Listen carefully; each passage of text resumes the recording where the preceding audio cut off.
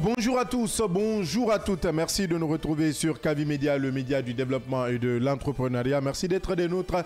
Si vous nous écoutez à l'instant même sur la 89.5 à la télé, vous nous regardez sur le canal 249. Si vous êtes abonné Canal Plus sur Star Times, vous nous suivez sur les numéros 113 et 779.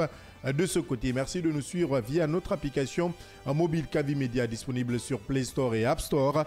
Merci également de nous suivre via notre site d'information siaminfo.com. Là également, vous aurez encore le choix entre nous écouter et nous regarder certainement. Au menu de ce matin, nous sommes lundi et vous le savez déjà, c'est une affaire invraisemblable qui suscite de vives interrogations dans l'administration parlementaire guinéenne. De 2014 à 2021, 600 travailleurs parlementaires ont été sévrés d'un tiers du montant qu'ils devaient percevoir par mois. Un scandale financier orchestré par des cadres qui se sont succédés aux grandes dames des bénéficiaires. Un véritable uppercut. Et ce n'est qu'après le fugace que les victimes se rendent compte du péché mortel. Une commission a été aussitôt mise en place par l'actuel président du Conseil national de la transition CNT et le rapport de la commission d'enquête, si tout va bien, sera déposé ou remis à Dr Dansa Kourouma ce lundi même. Mais comment cette contrebande a-t-elle pu durer si longtemps? Nous vous aidons à comprendre tout ce matin. Du programme de référence intérimaire au programme Simandou 2040, le débat est très tendu entre les différents acteurs concernés. Si au Conseil national de la transition, l'on affirme que c'est un programme qui n'est même pas rédigé, étant donné qu'il n'est ni quantifié ni valorisé. Des interrogations sont aussi soulevées sur la réalisation du programme de référence intérimaire PRI qui a été adopté le 15 décembre 2022. Un programme de 268 projets évalués pour 108 000 milliards de dollars. Dans la mise en œuvre de ce programme, il s'est avéré que sur les 268 projets prévus, seulement 62 sont réalisés à date, soit 23%, d'où la nécessité, explique un conseiller national, de faire l'état des lieux du rapport de mise en œuvre du PRI. Mais le ministre secrétaire général de la présidence de la République est convaincu que le programme Simandou 2040 est une réalité, loin d'une illusion. Mais entre réalité et illusion, le programme Simandou pourra-t-il encenser les espoirs? Les débatteurs placent le curseur dans ce premier numéro de la semaine. Et dans la dernière partie, nous parlerons politique. Et depuis plusieurs mois maintenant, la question de la candidature prochaine du président Mamadi Doumbouya est sur toutes les lèvres. Dans un contexte où le dialogue politique est au point mort, les acteurs sociopolitiques semblent étourdis et en manque de repères. Chacun se perd et nul n'a la lisibilité, encore moins la visibilité sur la conduite de la transition. L'union sacrée des forces vives de Guinée et de position en position veut à présent dire ses vérités. Cette coalition taxée de tout sort de son ensevelissement. Nous recevons à cet effet un de ses membres, Sori Kamara, vice-président de l'ANC et membre de l'Union sacrée des forces vives de Guinée, un autre invité pour ce premier numéro de la semaine. Installez-vous confortablement. Bienvenue sur le média du développement.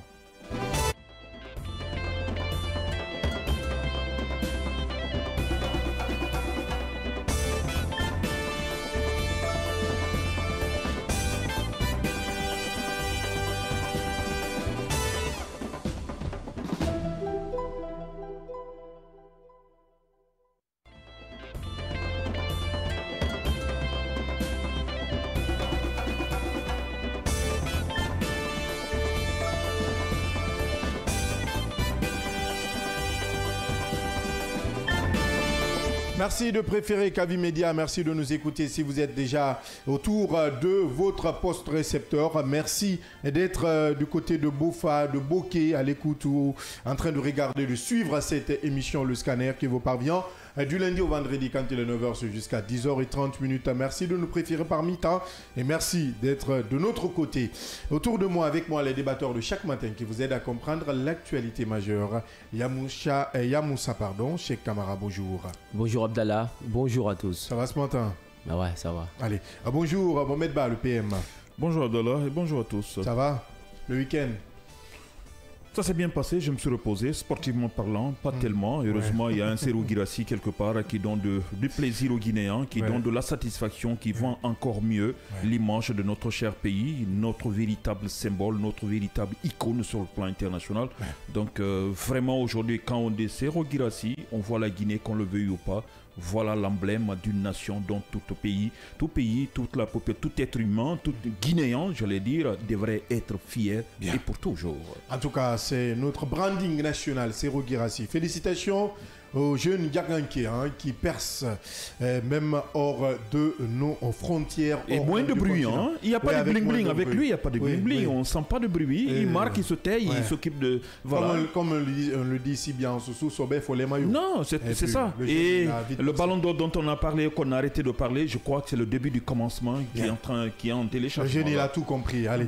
On parle de cette autre affaire rocambolesque du côté du CNT. Le président de la transition, selon nos informations, ne veut pas qu'il y ait du bruit autour, mais reddition de comptes oblige. De 2014 à 2021, 600 travailleurs qui devaient percevoir jusqu'à 6 millions de francs guinéens se sont vus. C'est vrai parce que ces travailleurs ne recevaient que 2 100 000 francs guinéens durant 7 ans. Ce n'est qu'après le fugace que ces travailleurs se rendent compte parce que tout simplement les administrations ou les cadres qui se sont succédés à la tête de l'Assemblée nationale à l'époque ont refusé que ces travailleurs parlementaires soient au virement, mais plutôt au billetage, ce qui permettait à ces cadres vheureux, tapis dans l'ombre, ces bandits à col blanc, de récupérer plus de 4 millions ou environ 4 millions de francs guinéens, étaient quand même sévrés ou retirés du salaire de ces pauvres citoyens, des pauvres Guinéens qui ne se rendaient compte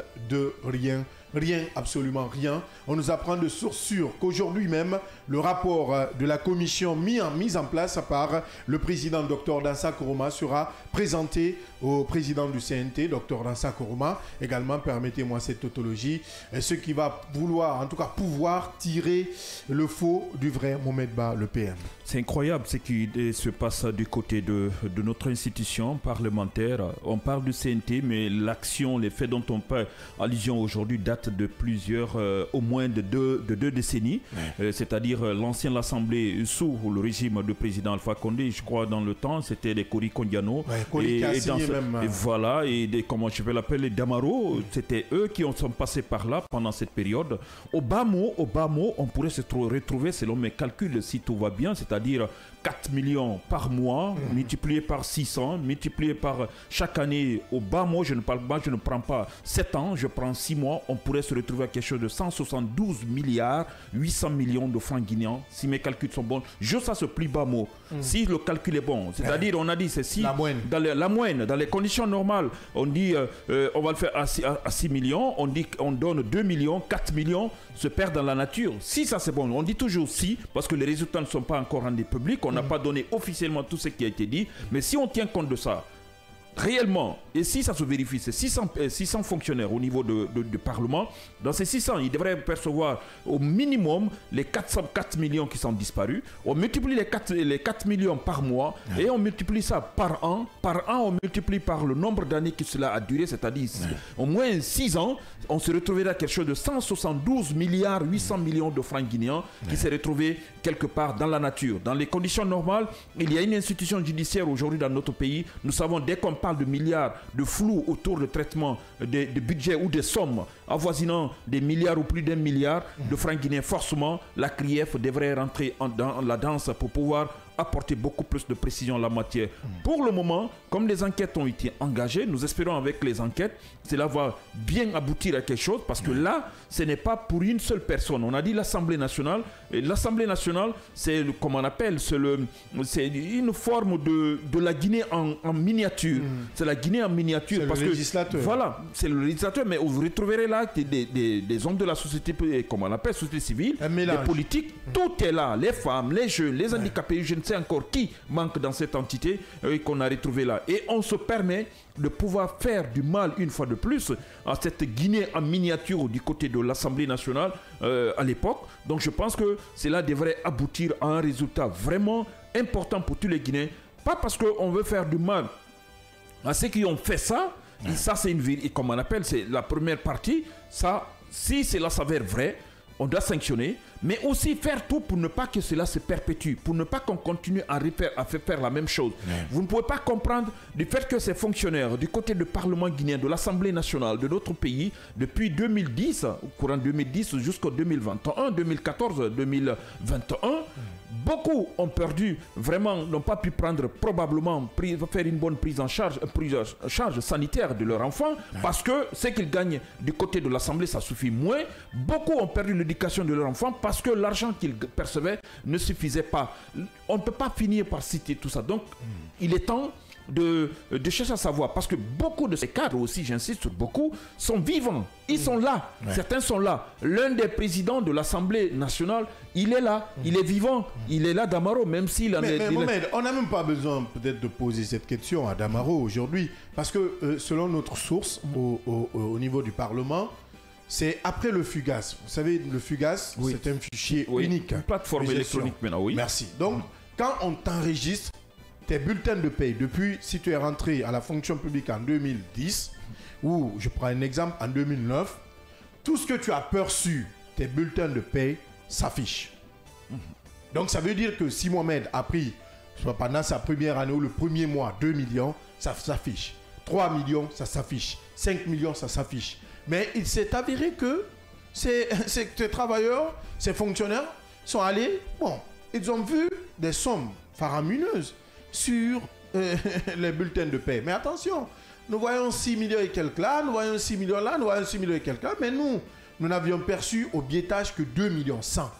C'est là l'alerte est partie. C'est de là l'alerte est partie. C'est pas parce que, après, sous les autres, c'était pas là. Selon notre source, je dis bien, le bulletin de paie au niveau du FUGAS, c'est ce qui a révélé tout cela.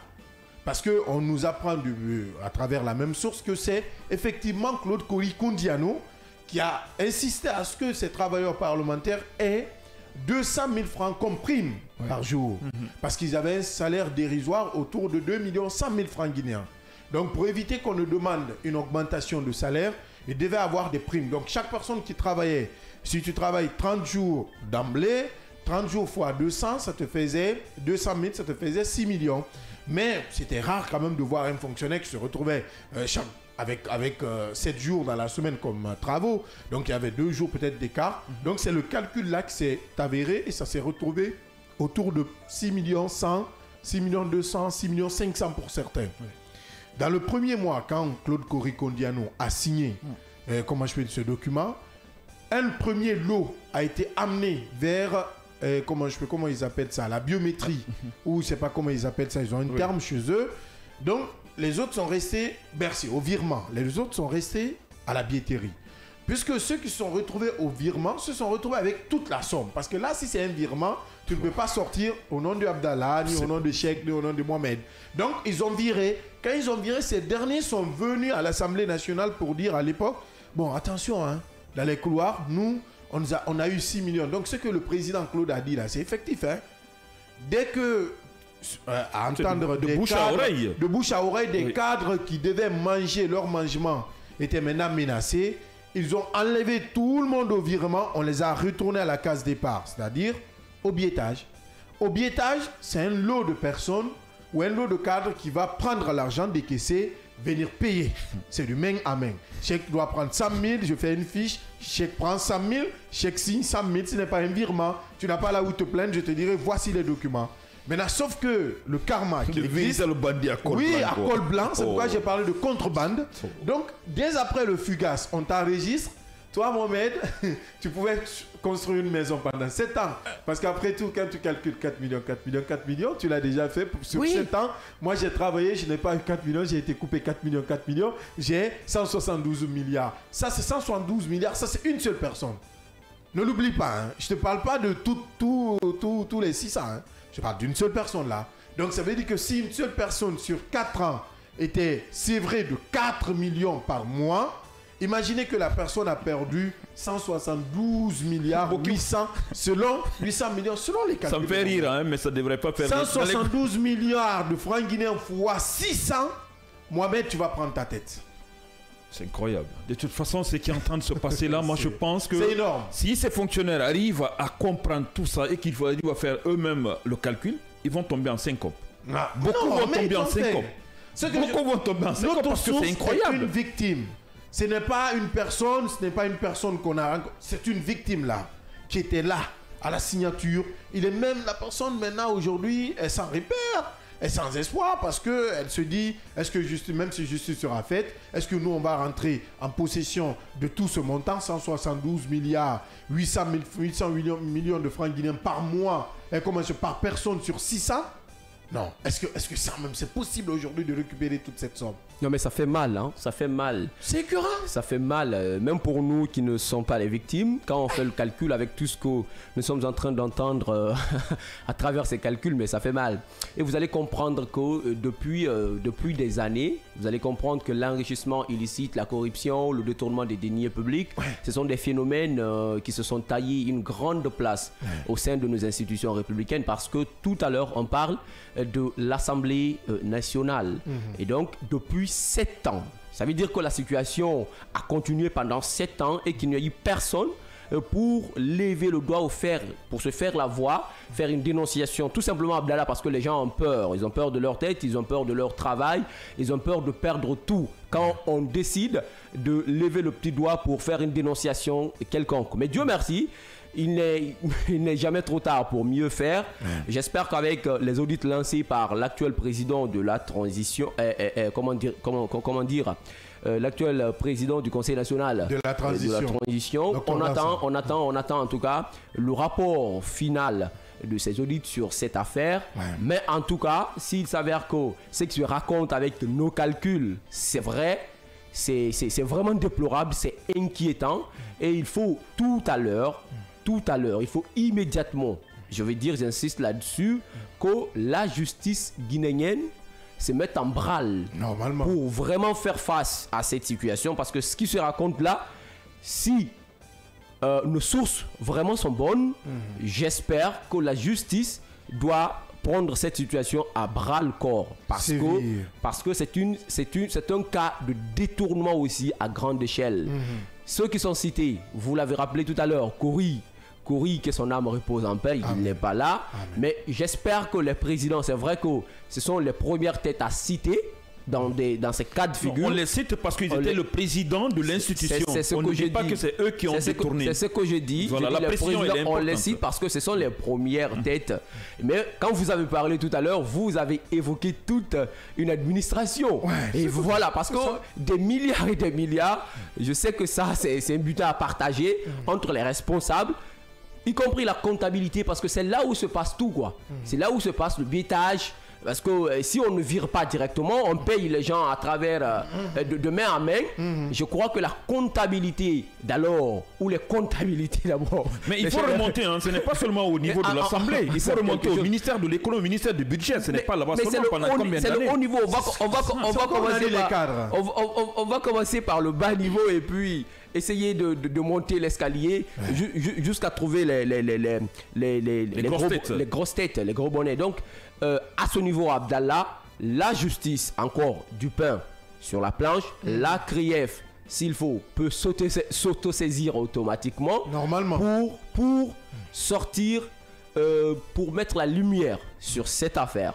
Parce que ce cas de détournement comme ça, ces informations pareilles, vraiment ça met le pays en retard. On ne peut pas oser manger l'argent public, l'argent de toute une génération, parce qu'il faut le dire, un seul père de famille gère une génération, forcément. Alors si on fait perdre ces personnes cet avenir pour les enfants, parce que vous avez évoqué même aujourd'hui avec ces montants, on pouvait se faire une belle villa du côté de Doubreka, de Koya, même à Kindia. C'est possible. Alors si on réduit tout ça à néant pour notre propre intérêt, c'est qu'il y a anguille sous roche. Forcément. Là, et l'État devrait prendre aussi vraiment un coup par rapport à ça. La responsabilité de l'État doit être engagée aussi. Parce que vous ne mettrez pas quelqu'un dans la gestion des affaires sans que vous n'ayez l'assurance que cette personne sera en mesure de le faire. Donc l'État doit prendre vraiment ce dossier à bras le corps. Parce que si on continue comme ça, on dira même à l'État de pouvoir rembourser les uns et les autres. Comment rembourser? Est-ce qu'on va saisir les biens des gens qui ont géré cette affaire pendant des années? Est-ce qu'on va revendre? Qu'est-ce qu'on doit faire? Mais l'État, sa responsabilité est engagée jusqu'au cou. Ça, il faut le dire. On ne peut pas dire que ce sont des personnes, 2 ou 3, 4 ou 5 personnes, un réseau de quelques personnes qui restent responsables. Non, l'État, la responsabilité de l'État reste engagée dans cette affaire. Que ce soit ce qui était bien avant l'arrivée de ceux qui sont actuellement au pouvoir, on le dit toujours que l'administration est une continuité. Dans ce cadre, ces personnes qui ont travaillé pour le pays, qui ont travaillé pour la nation, à travers l'Assemblée nationale, depuis 2014 jusqu'à nos jours, je pense que c'est leur droit. Ils se sont réveillés. Il y en a qui se réveillent à 4h, 5h, 6h du matin pour venir travailler dans l'espoir de gagner quelque chose, dans l'espoir de pouvoir donner une bonne éducation à leurs enfants, dans l'espoir de pouvoir bien nourrir leurs enfants. Mais si au finish, pendant ce temps, il y a d'autres qui essayent d'élaborer une stratégie. Comment détourner le peu qu'ils gagnent là? Je pense qu'il faut sévir, il faut chercher à sanctionner. Vous n'êtes pas le plus béni que les autres. Vous construisez, vous arrivez à construire des villas. Vous arrivez à envoyer vos enfants à l'étranger. Vos femmes vont vraiment à l'international pour pouvoir accoucher. Les autres, qu'est-ce qu'ils ont fait à Dieu?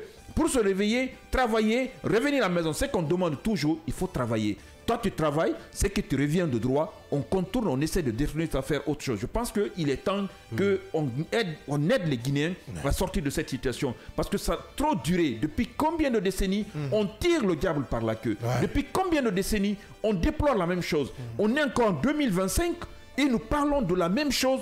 Ce qui datait depuis combien d'années? Bien avant l'indépendance, depuis les années 90, on parle de cette situation. On est en 2025, on continue de parler de ces détournements dont je ne peux pas comprendre. Il y a ceux qui détournent pour des grands projets. Il y a ceux qui pensent que la meilleure façon de s'enrichir, c'est venir trouver l'argent du technicien de surface. Le monsieur qui balaye la maison, la cour, qui vient nettoyer dans les toilettes un peu partout pour gagner quelque chose, et vous mettez une stratégie en place pour pouvoir détourner ce qu'il gagne. Je pense que c'est méchant, Abdallah. Il faut arriver à le dire. Pensez à ce monsieur, essayez de leur donner le sourire. Parce que là, c'est difficile.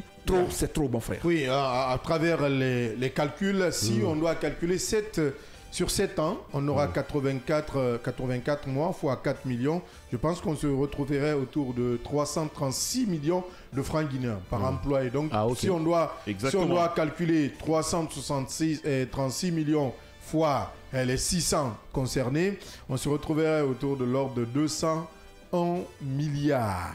600 Donc au total, l'argent détourné durant ces 7 années, au niveau de 200 000 milliards. Si tous les paramètres sont là, si selon les économistes, la façon qu'ils calculent tout ça, nous faisons ce calcul en tant que novices. On ne sait pas tous les paramètres, ils vont tenir compte. Quels sont les paramètres dont ils vont tenir compte? Est-ce que dans ça, il y a ce qui doit retenir sur salaire et tout comme on appelle la contribution de l'employeur, l'ensemble de tout ça enlevé, qu'est-ce qui devrait leur revenir? Là, parce que le salaire brut, quand on dit vous êtes payé à 6 millions de francs guinéens, salaire brut, il faut comprendre qu'il y a des engagements envers l'État qu'on doit tirer 6 millions de francs guinéens. Parfois, vous ne recevrez que quelque chose de 5 millions et quelques de façon officielle, ce qui est normal. Mais dans ces calculs, on verra de ce qui reste clair, c'est des milliards de francs guinéens qu'on a détournés pendant cette période à ces pauvres travailleurs qui n'ont même pas, certains n'ont même pas de vélo, à plus forte raison de parler de voiture pour aller au travail. C'est quand même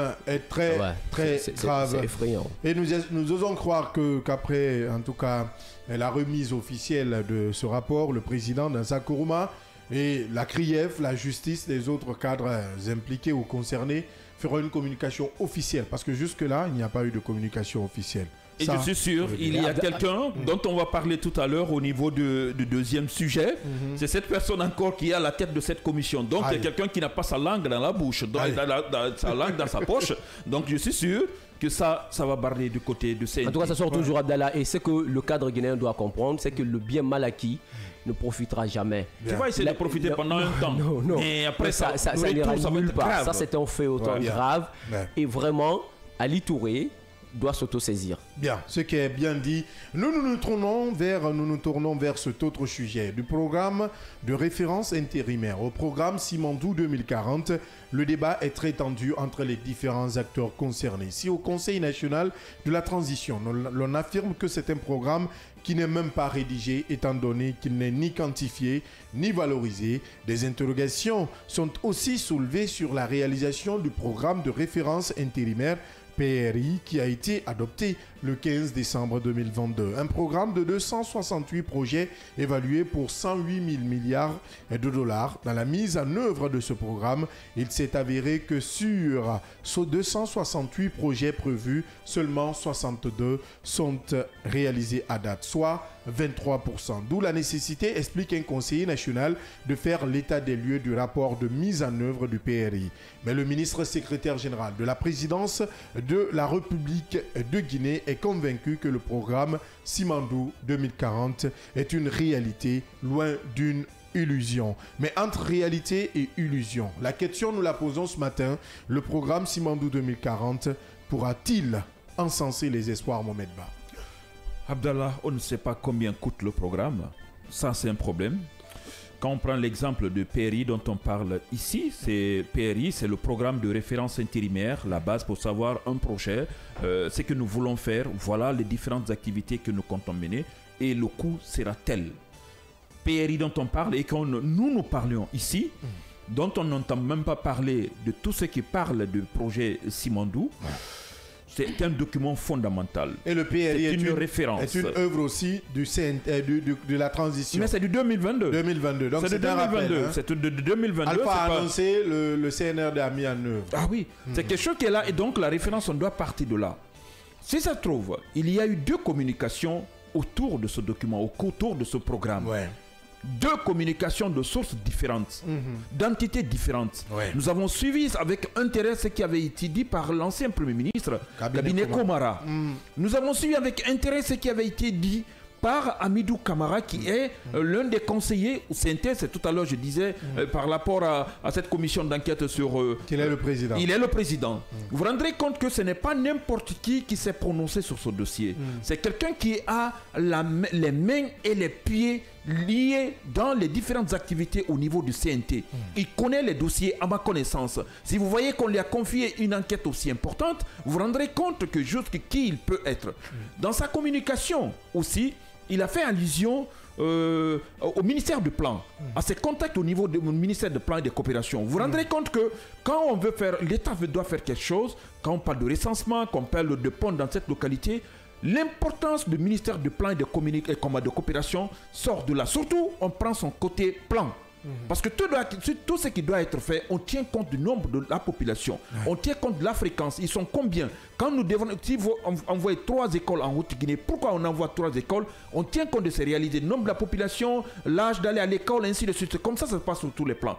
Maintenant, au niveau de ce projet, de programme du côté de Simandou, je rappelle que Simandou, c'est du côté de Kerouane. Okay? Et vous vous rendrez compte qu'au niveau de ce projet, on ne parle de rien. C'est-à-dire qu'il n'y a pas de document qui doit servir de référence. Parce qu'on doit se référer du PRI dont on ne parle pas. À partir de ce programme, on bouge. La base est là. Mais cette base ne sert pas de référence pour ceux qui parlent de Simandou aujourd'hui. Dans sa communication, nous avons suivi que nulle part, il ne trouve pas un document où c'est écrit ce qui doit être fait. C'est inquiétant. Malgré l'argument avancé par la présidence, à travers le ministre secrétaire général qui disait est-ce qu'avec cette ambition, on peut rendre tous nos projets publics?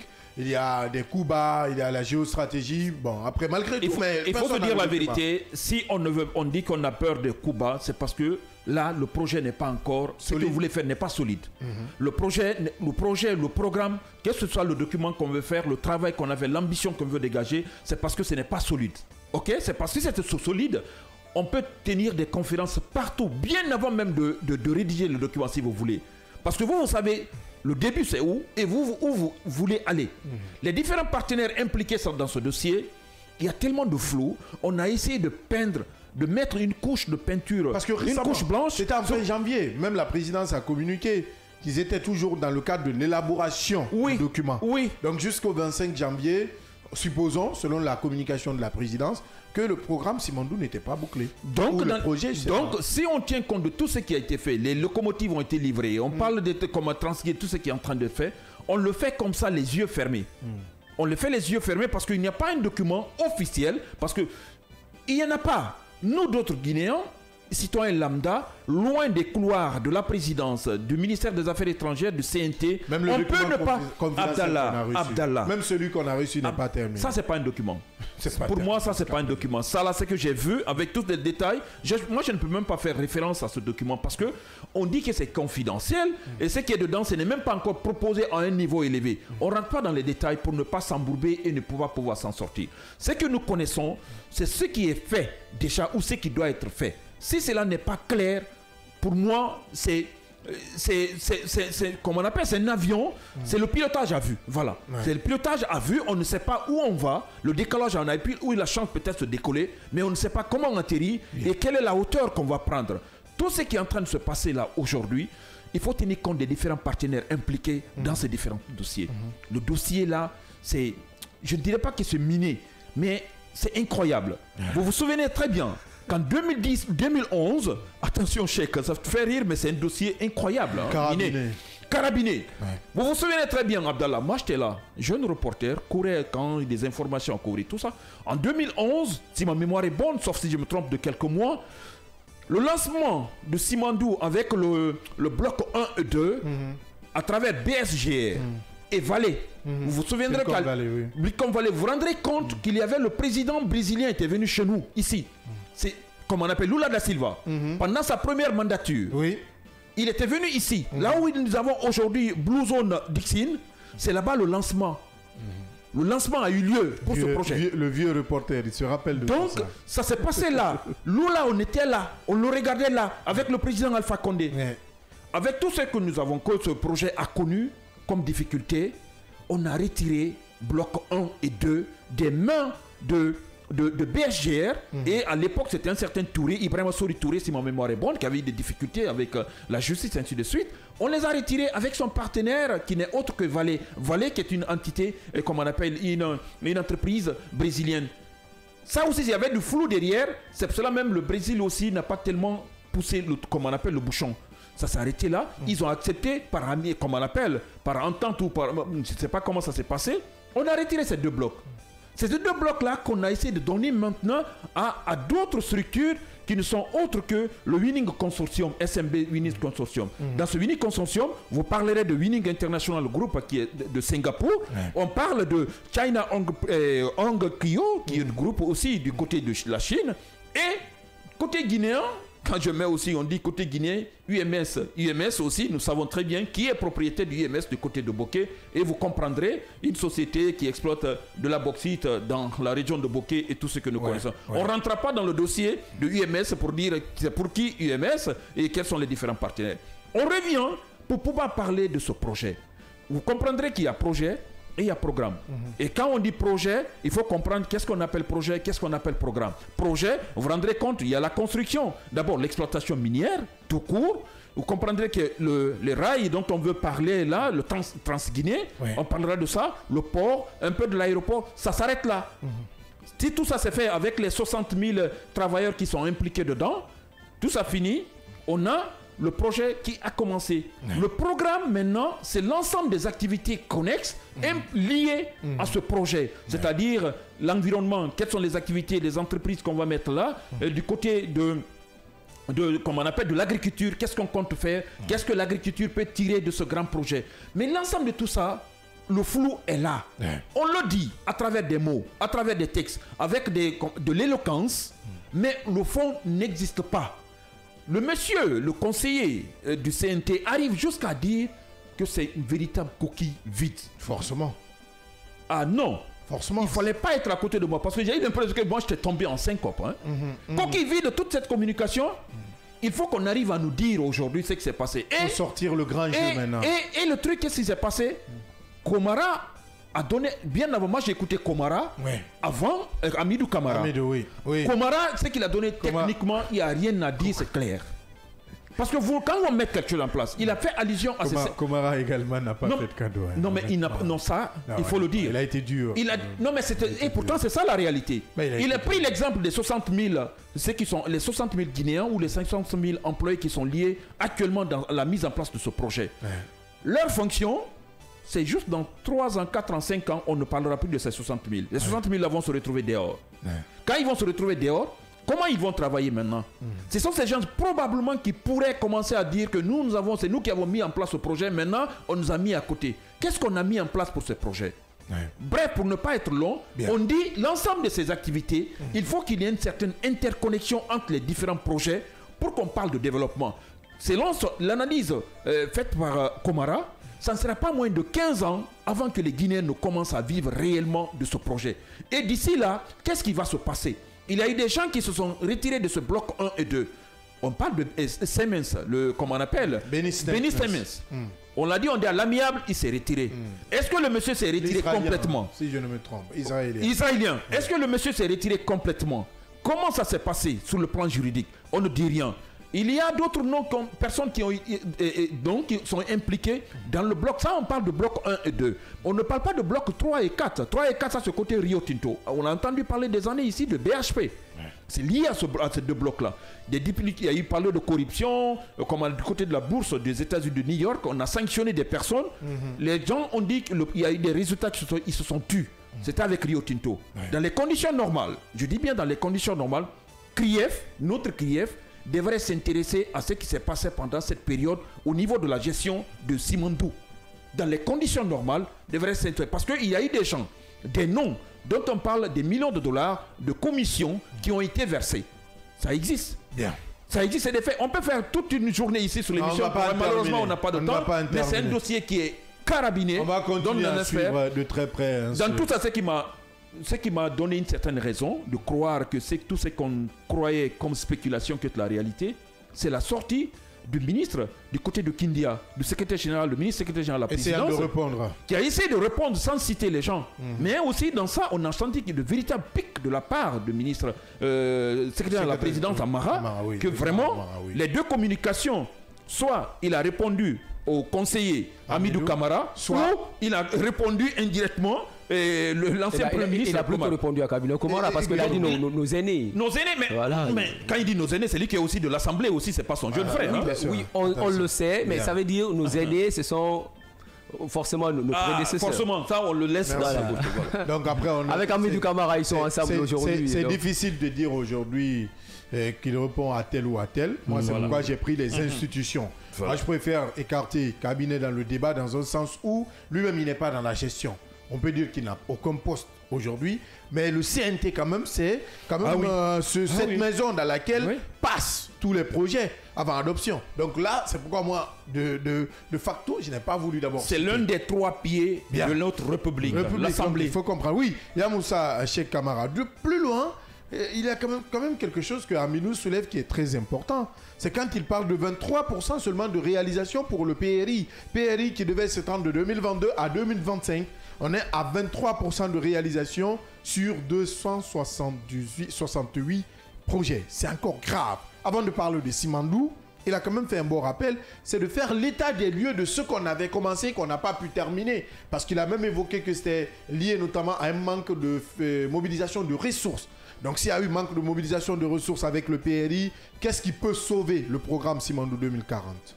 Ce qu'il faut éviter, c'est l'émotion sur la rationalité. Ouais. Et aujourd'hui, ce qu'on est en train de voir, c'est que l'émotion est au-dessus de la rationalité. Évidemment. Parce qu'avec toute cette propagande publicitaire qui court autour du projet, du programme Simandou, on ne veut plus entendre quelqu'un dire que oui, ce n'est pas possible. Ce n'est pas possible. Ce qu'ils sont en train de nous vendre, c'est du tape à l'œil. Donc, on ne veut plus entendre ça. On a vu avec les différentes réponses de la part de nos cadres actuels, parce qu'il suffit seulement de faire une analyse autour de la chose pour dire exactement est-ce que le projet Simandou, comme vous êtes en train de nous présenter, peut nous rendre tous milliardaires dans 15 ans? Même pas rêve. C'est la question. Et donc, dès qu'on se pose cette question-là, on devient comme si on est contre le projet. Mais non, on n'est pas contre le projet. Il faut que nos autorités d'abord... C'est un projet ambitieux. Il faut que nos autorités d'abord comprennent cela. Le projet, si vraiment c'est bien fait pour tout le peuple de Guinée, moi, Yamoussa Cheikh, mais je m'en réjouis. Et tu en profites. Parce que avec le rêve vendu, moi je pense que dans 15 ans plus tard, j'aurai quelque chose à manger dans ce qui sont dans ce qui est en train de se préparer. Mais si ce n'est pas cela, ça veut dire qu'on est tous en train de tomber à l'eau. Parce qu'il faut comprendre que d'ailleurs le Nimba que nous avons là, nous l'avons en partage avec et le Libéria et la Côte d'Ivoire. Et quand vous remarquez un peu, vous allez comprendre que le Libéria, lui, semble utiliser sa part. Mais aujourd'hui, allez jeter un coup d'œil au Libéria. Le Libéria est confronté à des mêmes problèmes que la Guinée. Parce que la Guinée peut-être peut même être en avance par rapport au Libéria. Le Libéria qui a déjà fini sa part de cette mine de fer. Alors, est-ce que cette mine de fer peut nous sauver de la misère, de la pauvreté? La question reste posée. Mais aujourd'hui, comme l'a dit Cabinet Komara, l'ancien ministre, il faut évaluer les atouts et les faiblesses. Ce qu'on a comme acquis et ce qui nous manque à réaliser, ce qui nous manque à mettre en place. Alors si nous regardons, si nous pouvons faire un dessin sur ce qui nous manque aujourd'hui, nous allons comprendre que le pays est confronté à des difficultés graves. Parce qu'aujourd'hui, on a un manque, on a des manques d'électricité, on a des manques d'eau, on n'a pas de route, on n'a pas suffisamment d'écoles, on n'a pas suffisamment social de base. On est en manque d'infrastructures sanitaires, on est en manque de tout et de tout. Est-ce qu'on peut nous dire que pendant 15 ans, avec ce projet, tout cela soit réalisé, tout cela soit mis en place et que le Guinéen, le petit Guinéen peut aller tranquillement à l'école et revenir avec des enseignants de qualité? Est-ce qu'on peut aller tranquillement se rendre dans nos hôpitaux et puis se faire soigner de façon normale? Donc, toutes ces questions sont à poser. Alors, si on comprend tout ce que nous avons comme faiblesse et que nous mettons tout cela sur un plateau, on essaye de réaliser tas par tas. Moi j'espère que ceux qui pensent que nous avons besoin vraiment d'analyser le projet ont raison. Bien. Et du coup, il ne faut pas tout peindre en noir. Parce que tout ce qui est fait aujourd'hui comme communication, que ce soit de communication de rappel, c'est fait pour la Guinée. Et donc, si nous faisons du côté du conseiller national et du côté de l'ancien Premier ministre, j'espère, je vois que les deux communications sont concordantes en fait, se complètent. Alors, le ministre secrétaire général, dans sa réponse, peut bien nous dire que c'est une réalité. Le programme ou le projet Simandou, c'est une réalité.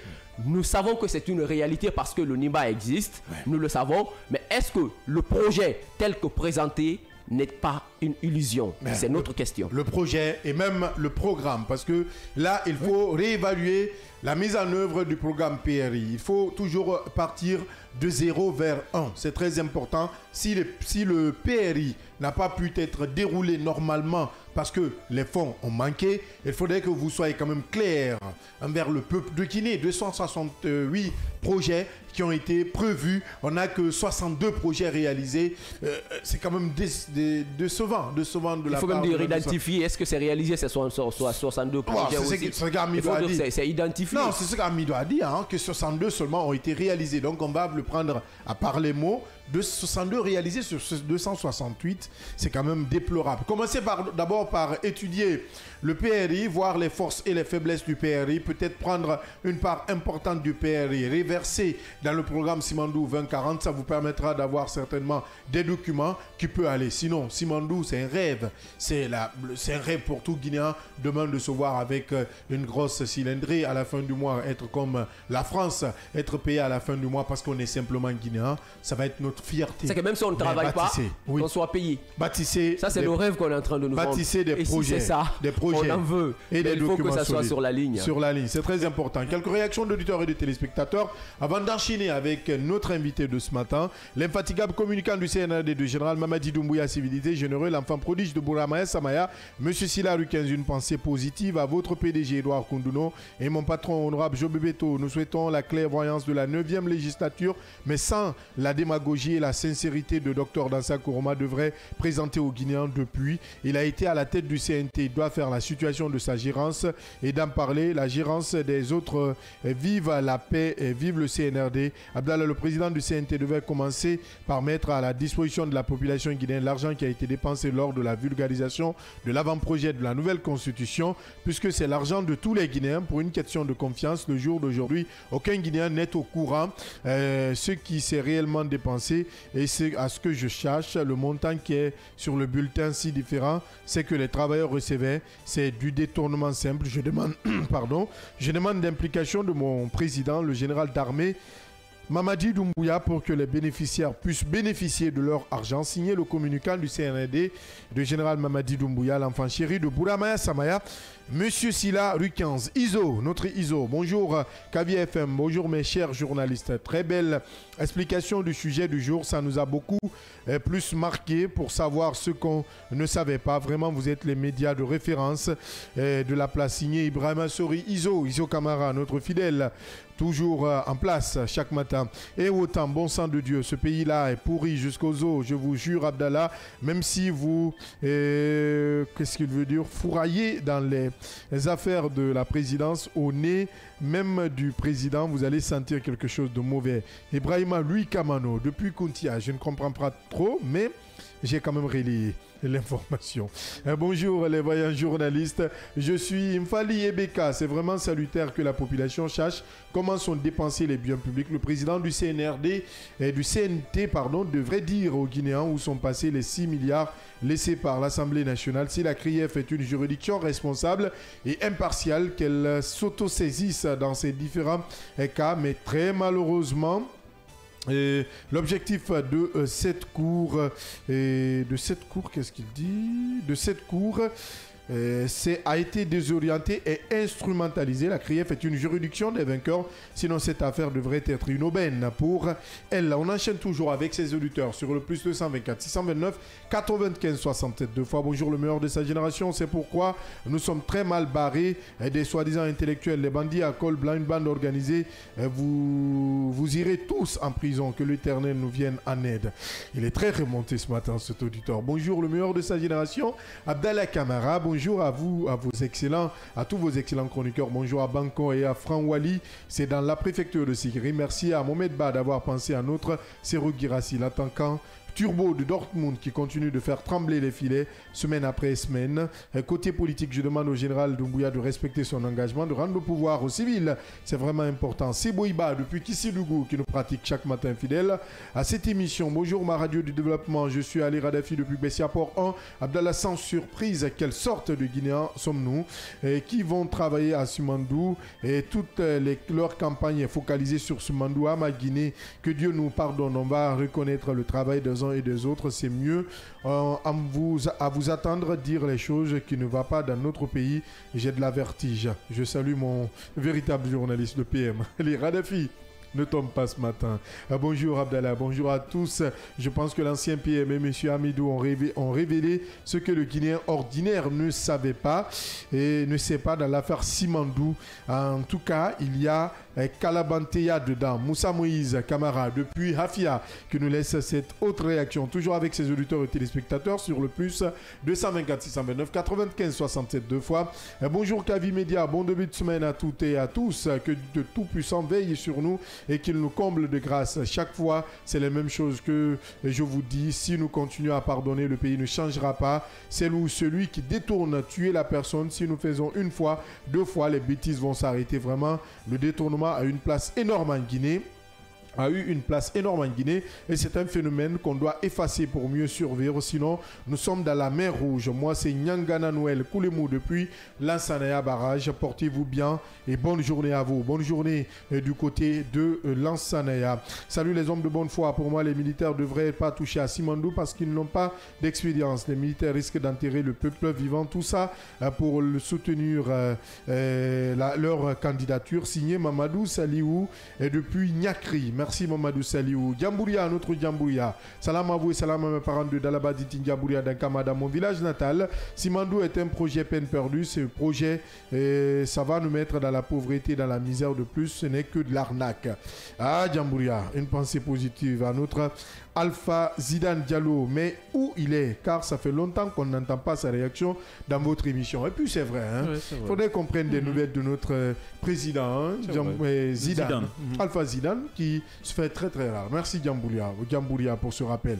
Un jeune très intelligent. Bonjour les grands journalistes. Je profite de l'occasion pour saluer mes parents. L'écoute est favorable ici. Félicitations à vous. Nous sommes fiers de vous. Félicitations à vous, Donzo Sekou, le pneumatique depuis Caporo. Et on m'apprend que nous sommes suivis à Tabili, autour de la radio, avec quoi? Chérif, oui, à Tabili. Et l'imam de Tabili, quand on s'est loué en compagnie de Chérif Diallo aussi. Qui me suivent tous les jours du côté de Tabili. Merci pour la fidélité. Ça fait chaud au cœur de savoir que nous sommes suivis de ce côté. Merci pour l'intérêt que vous portez à ce média, le seul et unique média de développement en République de Guinée à cette émission. Le scanner, une pause, le temps pour nous de recevoir notre invité politique de ce matin. Et derrière, on se retrouve pour le débat politique de ce lundi.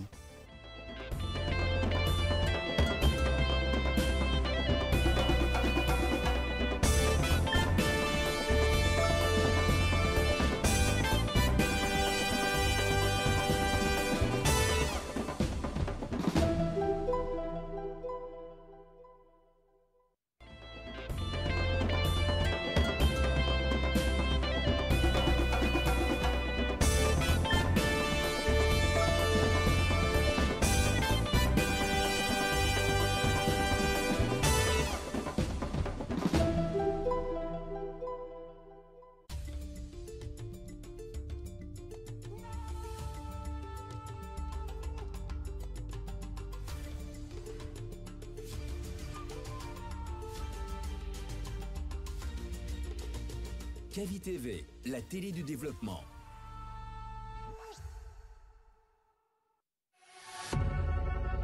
Vous pouvez désormais suivre l'ensemble de nos programmes via notre application Kavi Media, disponible sur Play Store et App Store.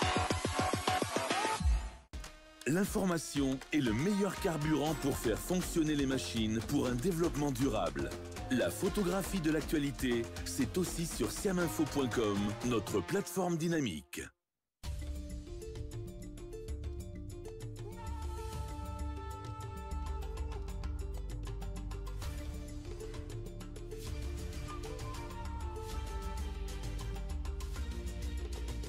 Kavi TV, la télé du développement.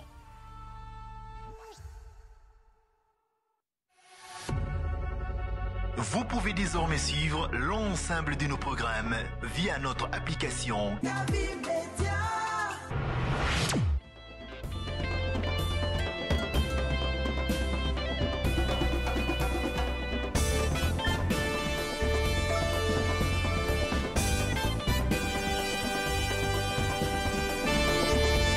Deuxième et dernière partie de cette émission. Vous êtes dans le scanner de Kavi Media qui vous parvient du lundi au vendredi quand il est 9h jusqu'à 10h30.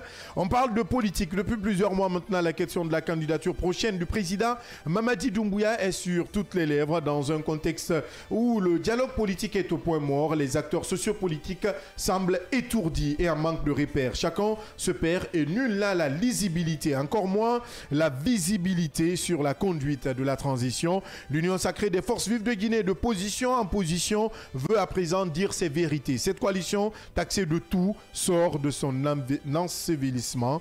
Nous recevons à cet effet un de ses membres, M. Sori Kamara. Il est vice-président de l'ANC, membre de l'Union sacrée des forces vives de Guinée. M. Kamara, bonjour. Bonjour. Bienvenue. Bonjour. Ce n'est pas une première, hein? Ah oui, naturellement. vous êtes déjà un habitué de cette émission. Ça va, ça fait longtemps, hein? Ça fait longtemps. On comprend que vous n'avez pas confié votre langue au chat. Non, naturellement, on n'a pas confié notre langue au chat, mais tout est question d'une stratégie. Ah bon? Et à un moment donné, ce qu'on appelle la capitulation est un élément du pouvoir. Ouais. À un moment donné, il faut savoir se repositionner, pour faire une retraite pour mieux et bondir sur certaines questions ou se repositionner face à éventuelles positions des uns et des autres. Des uns et des autres. C'est déjà compris. On va aller d'abord en pause. Le temps d'aller, en tout cas, c'est nos obligations commerciales, vous comprenez, le temps de souffler et de revenir dans cette émission. La pause avec nos obligations commerciales.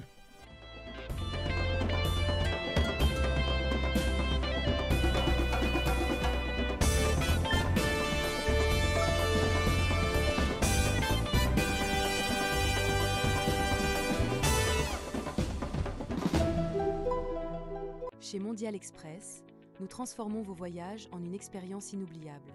Faites confiance à notre expertise pour des services de qualité supérieure.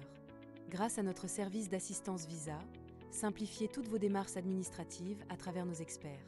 Avec notre service billetterie, réservez vos billets pour toutes les destinations du monde avec facilité. Profitez de notre flotte de véhicules modernes et fiables pour tous vos déplacements à travers notre service de location de véhicules. Grâce à notre service d'évacuation sanitaire, comptez sur notre service réactif et professionnel pour vos besoins médicaux à l'international. Assurez-vous d'un environnement impeccable avec nos services de nettoyage de qualité. Transportez vos marchandises en toute sérénité grâce à l'expertise de notre service de transit. Développez vos compétences d'agent de voyage avec nos formations spécialisées suivies de stages pratiques au sein de nos équipes. Contactez-nous dès aujourd'hui au plus 224 613 00 39 69 ou au plus 224 613 00 39 70. Nous sommes situés à Mankpa, 4e avenue, immeuble Dabo, commune de Kaloum. Visitez notre site internet au www.mondialexpress.net. Mondial Express, chaque voyage est une histoire.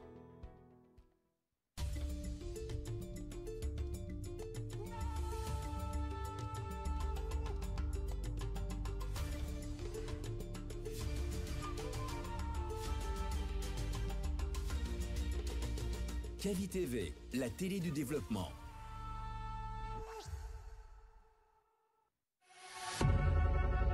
Vous pouvez désormais suivre l'ensemble de nos programmes via notre application disponible sur Play Store et App Store. L'information est le meilleur carburant pour faire fonctionner les machines pour un développement durable. La photographie de l'actualité, c'est aussi sur siaminfo.com, notre plateforme dynamique.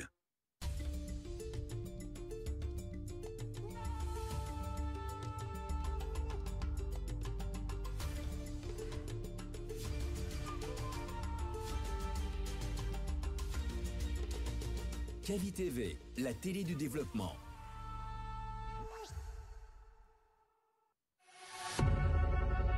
Vous pouvez désormais suivre l'ensemble de nos programmes via notre application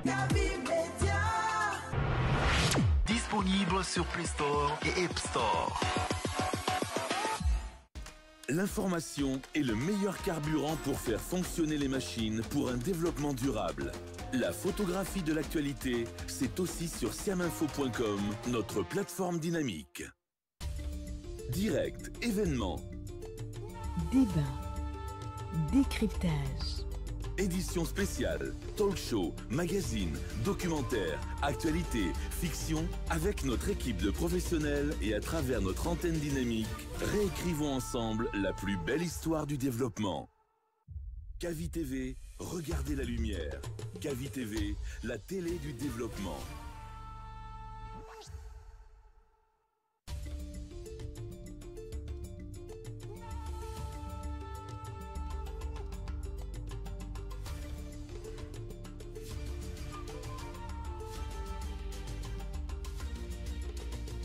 Cavi TV, la télé du développement.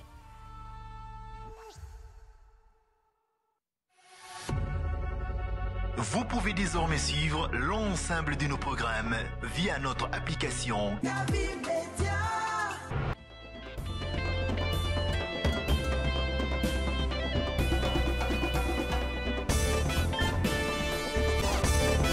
Merci donc à notre partenaire Mondial Express qui nous accompagne dans ce média, qui vit cette aventure avec nous. Passez-y, faire un tour pour vos différents services. Vous ne serez pas dessus. En tout cas, merci à toute l'équipe de Mondial Express et surtout à son directeur général, M. Edouard Koundouno, qui se bat comme un beau lion pour rehausser le niveau de ce côté et donner plus de services à la clientèle. Nous, on parle de politique et vous le savez, nous sommes dans la dernière partie de cette émission et nous recevons M. Sori Camara. Il est vice-président de l'ANC et membre de l'Union sacrée des forces vives de Guinée. Yamoussa Cheikh Camara, votre question à présent. Monsieur Camara, vous parlez de repositionnement de votre Union sacrée. Aujourd'hui, face à l'éventuelle candidature du général Mamadi Doumbouya, quelle est votre position? Bon, c'est pas toute une première que cette question a été posée à un leader de l'Union sacrée, mais la répétition, c'est toujours la meilleure. Il faut se faire répéter pour mieux se faire comprendre. Ouais. Écoutez, nous sommes régis par les textes et à travers les tribunaux, à travers la Cour constitutionnelle. Si effectivement aujourd'hui les cours et tribunaux du pays reconnaissent ou valident la candidature de Mamadi Doumbouya, ce n'est pas un élément de l'Union sacrée de dire non. Nous, à l'Union sacrée, on a un candidat. J'ose le dire aujourd'hui. Nous avons un candidat. Quiconque si la compétition est ouverte, nous viendrons pour compétir. Nous ne viendrons pas pour accompagner la candidature, le candidat Mamadi Doumbouya ou le candidat tel, nous viendrons pour accompagner notre candidat. C'est notre position. Vous acceptez à l'approche, vous le saurez. Vous acceptez la candidature finalement de Mamadi Doumbouya? Non, il y a candidature. Non. Écoutez. C'est une question. Nous nous attelons jusqu'à présent à la promesse tenue par Mamadi Doumbouya de ne pas se présenter aux futures élections. Que est le CNRD ou sous l'ère CNRD qui sera organisé. Si au-delà de tout est dit, le président Mamadi Doumbouya s'apprête à annoncer au peuple de Guinée qu'il est candidat devant les cours et tribunaux du pays et qu'il ait prêté serment devant la Cour constitutionnelle, ce n'est pas, et que ce soit validé là-bas, ce n'est pas à nous, sujet de la République, qui aussi est jugé à travers les mêmes textes, qu'on va dire non. Nous serons aussi candidats à cette élection. Quel commentaire faites-vous de la communication du ministre secrétaire général à la présidence Amara Camara du côté de Kindia? Je pense bien cette question a été posée d'abord à la deuxième personnalité du pays en ce qui concerne Dr Dansa sur une radio à l'international. Qu'il fallait poser cette question au général Amara. Donc aujourd'hui, moi je pense... Vous n'avez pas répondu à ma question. Non, mais si, je dis, oui. C'est une question qu'il faut poser au général Amara. Il y a une communication autour, lors de cette manifestation du côté de Kindia. Le secrétaire général porte-parole de la présidence a invité les citoyens de Kindia, de Guinée, à se faire recenser. Tenons là de cette communication. N'allez pas loin. Qu'est-ce que vous pensez le premier tour? Voilà. Que pensez-vous de cette communication? C'est clair ce qui a été dit. Pourquoi demandez-vous qu'on aille demander ailleurs? Donnez-nous votre point de vue par rapport à cette question précise, à cette communication aussi importante pour la nation guinéenne. Moi, je trouve tout à fait normal que ce soit le général Amara ou tierce personne d'appeler la population guinéenne, pas seulement du côté de Kindia ou pas, c'est tous les Guinéens qui sont censés se recenser afin de compétir lors des futures élections. Monsieur Camara. Donc s'il a eu à faire... On va l'écouter. S'il a eu à faire, ce n'est pas un débat. Moi, je n'avais juste pas compris votre question. Je pensais que c'était sur la candidature du général Mamadi. C'est sur sa source. Mais c'est une très bonne chose que le général demande à tous les Guinéens, juste sur ce point, que demander à tous les Guinéens d'aller se faire recenser. En vertu de qui? En vertu de qui? Oui, pour pouvoir faire ce qu'on appelle inviter les gens à se faire ressentir. Est-ce que tous les préalables pour pouvoir organiser des élections, pour pouvoir recenser les citoyens, à pouvoir voter pendant, parce qu'on a dit que l'année 2025 va être une année électorale. Est-ce que croyez-vous, vous qui êtes dans la chose, vous qui êtes vraiment, vous vivez politique, votre point fort, ce sont les activités politiques. Croyez-vous que tous les préalables sont là afin, pour pouvoir parler de recensement? Quelle liste électorale? Quel est le fichier? Comment se porte le fichier guinéen aujourd'hui en vue de parler de recensement dans notre pays? Écoutez, on sait que, franchement, quand on est entre Guinéens, il faut se dire la vérité. La vérité est que nous n'avons aucune visibilité à date. Ça, ni aucune lisibilité. Ni aucune lisibilité. Deuxièmement, en ce qui est du recensement, pourquoi j'ai dit que c'est une très bonne chose, parce qu'à date, le programme PNV RAVEC est en cours. Malgré que son exécution n'a pas encore atteint les 30-40%. Donc, si aujourd'hui, en ce sens où je pense, vraiment croire que ces activités sont en cours, si aujourd'hui le général Amara dit à tous les Guinéens d'aller se faire recenser, je ne pourrais que moi, leader politique, encourager la thèse. Monsieur Camara, Monsieur Camara, question simple. À l'Union sacrée des forces vives de Guinée, vous êtes pour ou contre de la candidature du général Mamadi Doumbouya à l'élection présidentielle? Vous voulez le mot pour ou contre? Ça n'a pas d'effet pour nous. Ce qu'il y a ici... Non, attention. Pourquoi je dis ça n'a pas d'effet? Pourquoi je dis ça n'a pas d'effet? Nous travaillons à l'interne. Sincèrement. Aujourd'hui, la majeure partie des leaders de l'Union sacrée sont en train de s'implanter, de valider, de renforcer leur base sur tout le territoire national. Si quiconque est candidat, que ce soit le général Mamadi Doumbouya, parce qu'ils ont dit, ni aucun membre du CNRD, ni aucun membre du gouvernement ne sera candidat. Je vous répète encore, la position de l'Union sacrée est ainsi. Si les cours et tribunaux reconnaissent la candidature de Mamadi Doumbouya, ce n'est pas à nous de dire non. Nous aussi, on va compétir. Nous sommes Guinéens. La justice peut dire non. Nous sommes Guinéens, malgré qu'il est Guinéen, et que si lui, il est prêt à outrepasser la promesse, il a tenu. Et vous êtes prêt à l'accompagner? S'il est prêt à outrepasser la promesse qu'il a tenue, vous êtes prêt à l'accompagner? On accompagnera notre candidat. Vous êtes prêt à candidater contre lui? On accompagnera notre candidat. Alors, je vous rappelle que vous avez dit non à Alpha Condé ici. Vous avez dit non à Alpha Condé ici. Et au départ, vous avez dit non à la candidature de Mamadi Doumbouya. Aujourd'hui, votre repositionnement, le repositionnement dont vous parlez, il est confus parce que moi, personnellement, je n'arrive pas à me retrouver. Vous repositionnez pour revenir en force, mais vous êtes comme si vous êtes stagné, vous ne bougez pas, vous n'avez pas une position entre oui ou non la candidature du général Mamadi Doumbouya, mais s'il décide de violer l'engagement ou les engagements qu'il a tenus, vous êtes prêt à candidater contre lui.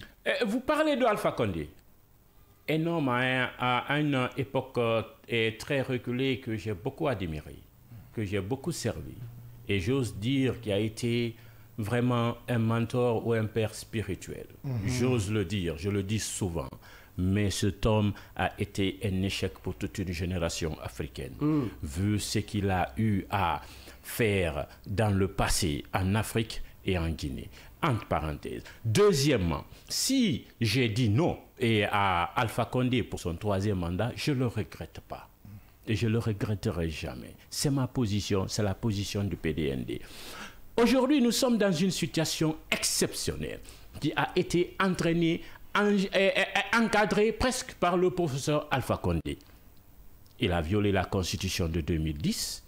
Il a fait valider une constitution et lui-même, après que la constitution soit validée, il l'a violée 2-3 fois en changeant tous les articles là-dedans. Alpha Condé est allé, nous sommes sous Mamadi Doumbouya. Maintenant, il est allé. Oui. Il est allé. Oui. Nous sommes sous l'ère Mamadi Doumbouya qui est venu à travers un coup d'État. Et un coup d'État que moi, je ne dirai jamais que c'est un coup d'État. J'ai toujours dit que c'est une rectification constitutionnelle du coup d'État perpétré par Alpha Condé. Ça a été ma position. Si aujourd'hui, la candidature de Mamadi Doumbouya est aujourd'hui sur les lèvres de... c'est que je me retrouve. Non, sur les lèvres des Guinéens. On va l'attendre, il va aller au bout. Si la candidature de Mamadi Doumbouya est sur les lèvres des Guinéens aujourd'hui, moi j'ose croire qu'aujourd'hui tous les Guinéens sont aussi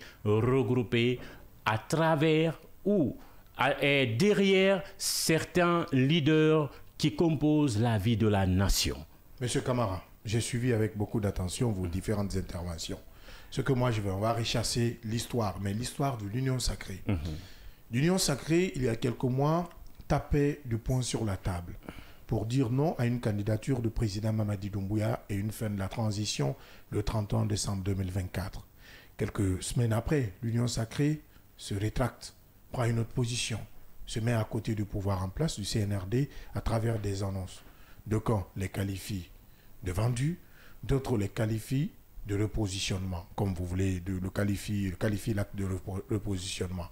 Aujourd'hui, sachant que la majeure partie de ces leaders sont taxés de businessmen de la crise, j'ose le dire, sont taxés, je dis bien, de businessmen de la crise, aujourd'hui, face à cette non-lisibilité et visibilité de la conduite de la transition, vous espérez à une candidature de Mamadi Doumbouya. Qu'est-ce qui a changé? Non, qu'on soit, tu sais, la tradition, elle est faite pour tous les pays. Tous les pays ont leur tradition. Quelle est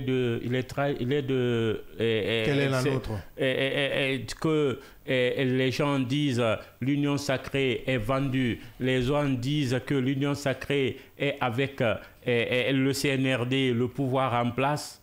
Mon cher, tu ne peux pas être aimé par tout le monde. C'est vrai. Ça, c'est un.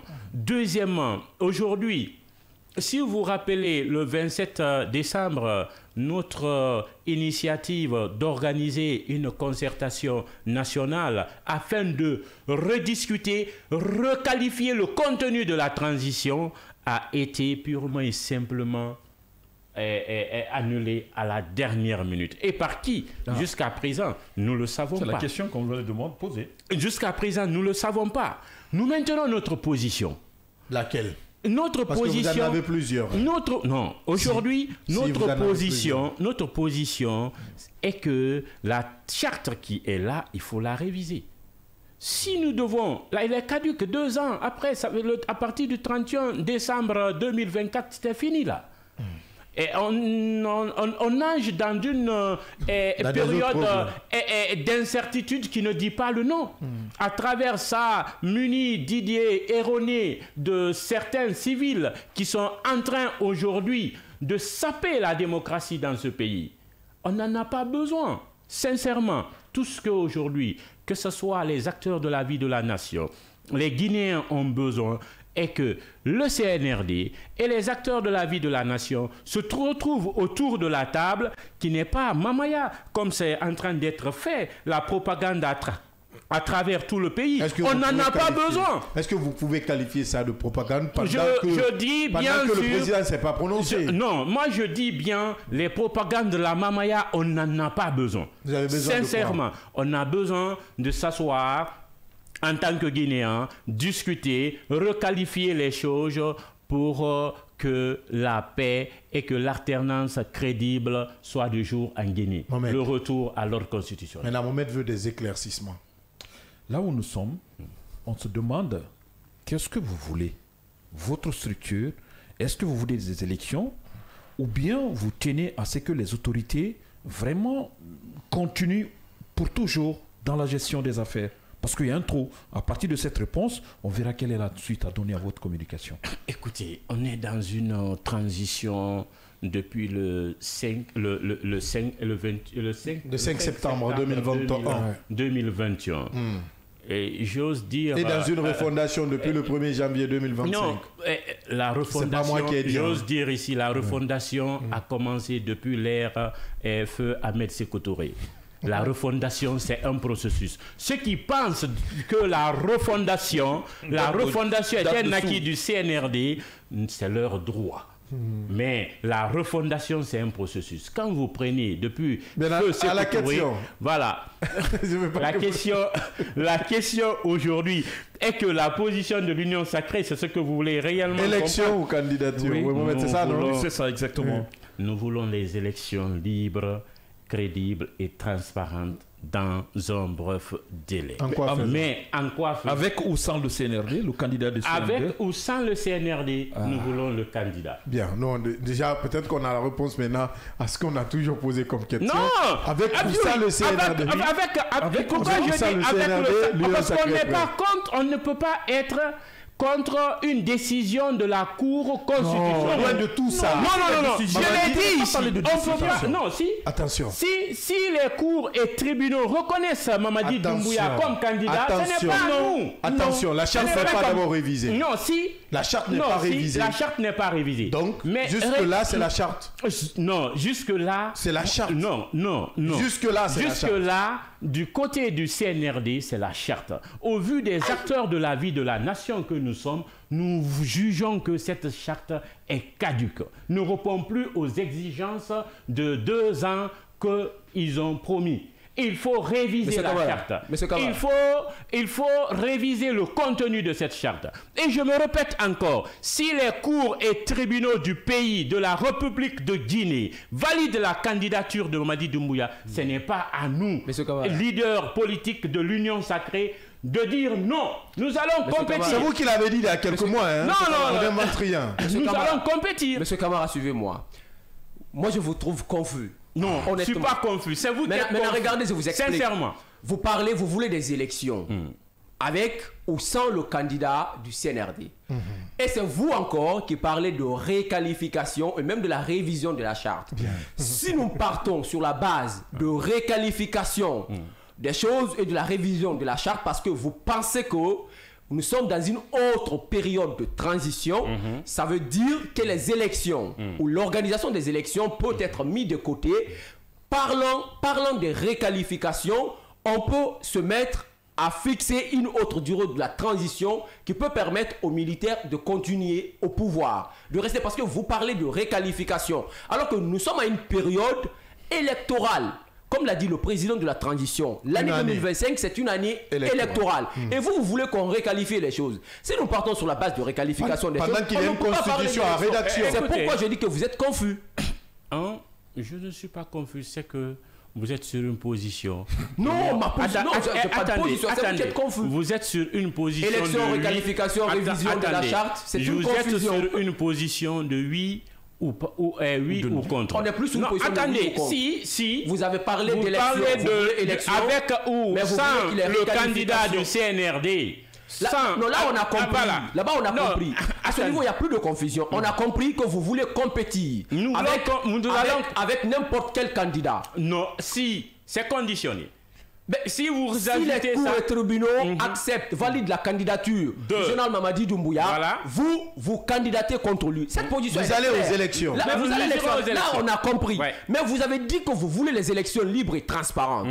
Du moment où vous voulez la réqualification et même la révision de la charte, je vous rappelle que si nous partons sur cette base de réqualification de tout, c'est possible qu'on n'ait pas d'élection en 2025. Oui, ce n'est pas écarté. À un moment donné, je suis passé ici et cette question d'organiser les élections en 2024 a été posée. Tout est question de dialogue, tout est question de concertation, tout est question de consensus. Aujourd'hui, le CNRD tient à organiser les élections à base du fichier qui sera extrait du PNV RAVEC. Aujourd'hui, on est le 24 février, là. Et le PNV RAVEC n'est même pas à 30% de son exécution. Mais ça évolue. Ça évolue. Qui, réellement, même si on ne le dit pas, si ouvertement, peut penser que le PNV RAVEC peut finir d'ici le 6 ou le 8 vers juin, juillet et août, le PNV RAVEC peut finir. Je dis, tout est question de consensus. On peut proposer si on est autour de la table. Le fichier de 2020, le 2020, a été toiletté par l'OIF, les partenaires techniques et financiers. Les imperfections se trouvant dans ce fichier sont connues de tous. Alors, à l'époque, c'est le président Alpha Condé qui a refusé afin que ces imperfections soient définitivement toilettées. Alpha Condé est parti, mais les problèmes Alpha sont Condé restés. est parti, Mais les problèmes on a sont ce là. fichier. Ne serait-ce que dans une période de 3 mois, permettre à ceux qui ont l'âge de voter, venir s'enrôler, ça ne peut que faire capitaliser certaines de nos dépenses qu'on est en train de tout rabattre sur le PNV RAVEC, qui peut certes continuer son exécution après. Maintenant, ce que je comprends, Maintenant, dans votre communication, ce que nous devons comprendre, c'est que vous, aujourd'hui, vous ne demandez que le dialogue. Mamadi candidat, Mamadi pas candidat, ça vous importe peu. Vous avez changé de costume.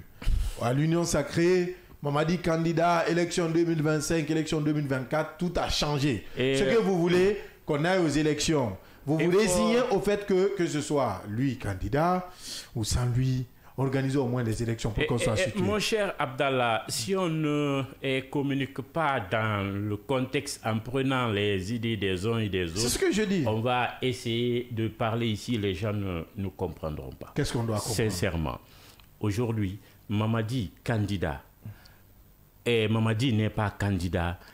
La question là sera posée devant les cours tribunaux de la République. Mais pourquoi vous tenez au cours des tribunaux? Parce que moi j'ai dit à Alpha Condé non en 2020. Parce qu'il sait pourquoi vous n'avez pas écouté les cours des tribunaux avec Alpha Condé?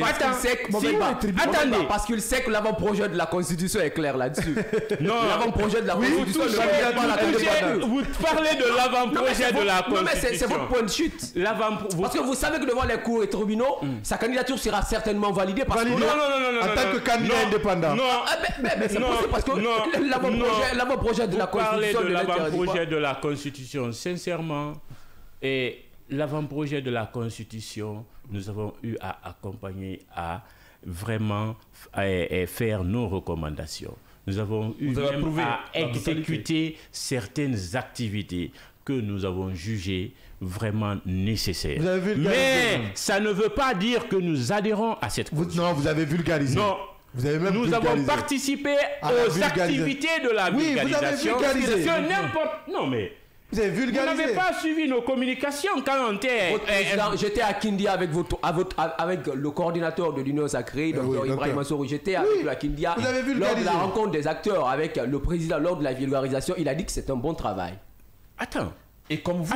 Et donc vous ne pouvez pas récuser cela aujourd'hui. Non, vous dénaturez les faits. Des hommes qui se réunissent, qui travaillent et qui ressortent un texte dans un contexte bien défini, il faut les féliciter. Il faut apporter des amendements. Et c'est ce que nous avons fait. Nous avons eu à tracer certaines lignes que nous n'allons pas franchir. Aujourd'hui, le CNT, à la personne de Dr Dansa, il le sait. Nous participons, c'est vrai, à leurs activités, mais cela ne veut pas dire que nous adhérons à ce qui a été proposé. Bien. Parce que nous, on dit pour l'instant, c'est une proposition de constitution. Bien, c'est déjà compris maintenant, puisqu'on est déjà presque à la fin de cette émission. Quel message avez-vous à lancer? D'abord pour ceux qui vous écoutent, à ceux qui vous suivent en tant qu'acteurs politiques, aujourd'hui au gouvernement et aux autorités en général. Aujourd'hui, j'ose dire que le problème guinéen n'est pas militaire, il est civil. Ah bon? Et vous avez vu des jours passés où vraiment il y a eu des audits au niveau de tout l'appareil judiciaire et au sommet de l'État. J'ose dire que tous ceux qui sont inquiétés sont des civils. sont des civils aujourd'hui qui ont détourné des milliards et des milliards de francs guinéens, voire de dollars américains. Bien. Sincèrement parlant, je souhaiterais aussi que certains propos qui sont en train d'être tenus au sein de la classe publique, là où on dit la charte est caduque, parce que la charte condamne tous ces mots, que ces civils-là qui sont en train de dire aujourd'hui, nous allons payer la caution du général. Le général n'est pas incapable de payer sa constitution. Plutôt sa caution. Malheureusement, on est taxé par le temps. Mais que ces gens-là, pour une justice libre, indépendante, soient inquiétés devant les cours et tribunaux du pays. Vous les encouragez. C'est déjà compris. C'est déjà les micros, on va aller. Les civils-là doivent être... Bien, vous l'avez déjà compris, nous sommes pris par le temps. La radio, c'est l'heure.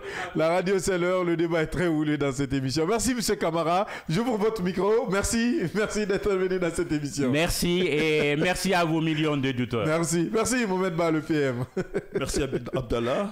Merci à notre invité, mais il doit comprendre que tu n'as pas de commentaire. Merci Yamoussa Cheikh Camara. On va ouvrir notre débat peut-être la prochaine fois. Merci Yamoussa Cheikh Camara. Merci à Maman Diallo qui nous a accompagnés côté radio, à Salimatou Sissé, Baba Koibogi, à Michel Wamounou côté réalisation, Moussa Dramé qui était aussi de ce côté. Merci à toutes et à tous. On se reprend demain. Même heure, même fréquence avec la même énergie, le même sourire et la même équipe sur le seul et unique média de développement en République de Guinée.